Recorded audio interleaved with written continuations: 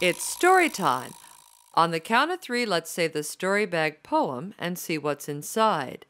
1, 2, 3. Story bag, what have you to say? Story bag, what's in you today? It's a didgeridoo. This is a very old instrument from Australia. The name of the story is called The Singing Snake. This is an Aboriginal myth from Australia. Story ears open, story mouths quiet, story buckles buckled, and let us begin. Once upon a time, long ago in dream time, there was an island. Old Man lived on the island with many funny-looking animals.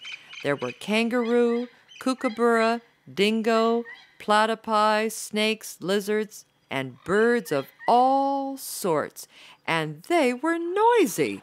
All day long they barked and brayed and contorted and coughed and cackled and hissed and roared and made an awful noise until Old Man said, "Quiet! You animals have terrible sounding voices, and I can't hear myself think. It would be lovely if you had beautiful singing voices." "I know," said Old Man.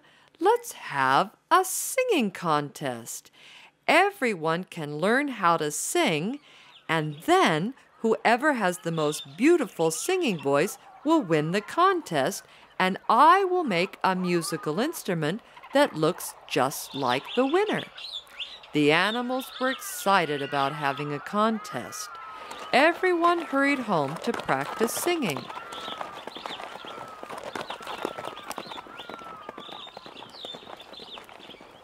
Big Snake wanted to win the contest most of all. He slithered into his hole to practice singing. Snake sounded awful. He knew he'd never win if his voice sounded like that. He decided in order to sound better, he needed a singing teacher. Snake slithered all over the island listening to everyone sing. Finally, he heard the best singer of all. It was Lark. Lark had the most beautiful voice imaginable, and Snake listened to her sing all day long. At night, he went back to his hole and practiced singing just like Lark.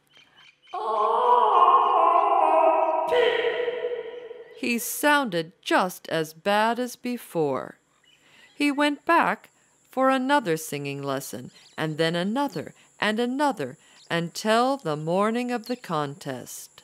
Snake got up very early and went for one last lesson.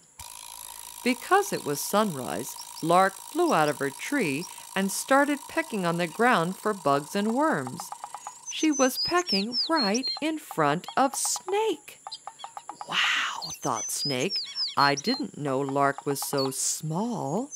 She could fit right inside of my mouth, and if I kept my teeth closed tight, she couldn't escape. She could sing inside of my mouth, and everyone would think that I was singing, and I will win the contest." Quick as a flash, he swallowed Lark, and he kept his teeth closed tight. He lifted up his mouth to the sun, and Lark began to sing. "This is going to work," said Snake, and off he went to the contest. He listened to all the other contestants, and he waited until the very last moment, and then he sang. He lifted up his mouth, and Lark began to sing.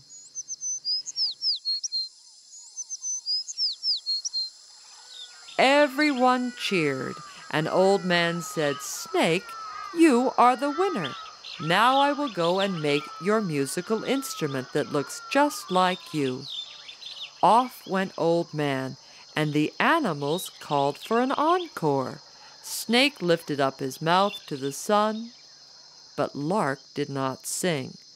She was angry about being stuck inside of stinky old Snake's mouth, and she wanted out, so she scratched his throat, and Snake coughed and out flew Lark. "Snake, you cheated!" cried the animals. "Lark is the real winner." The animals were so angry with Snake that they refused to speak with him again. And because of that, he forgot how to talk. That is why from that day to this, snakes can just say, "Sorry." When Old Man came back with the musical instrument, he said, "Snake, here is your prize. It looks just like you. It's long and skinny, and it has no arms and legs." Old Man had created the very first didgeridoo, and it sounds like this. And there be my story, be it bitter or sweet. Take what you like, but leave enough for me to eat.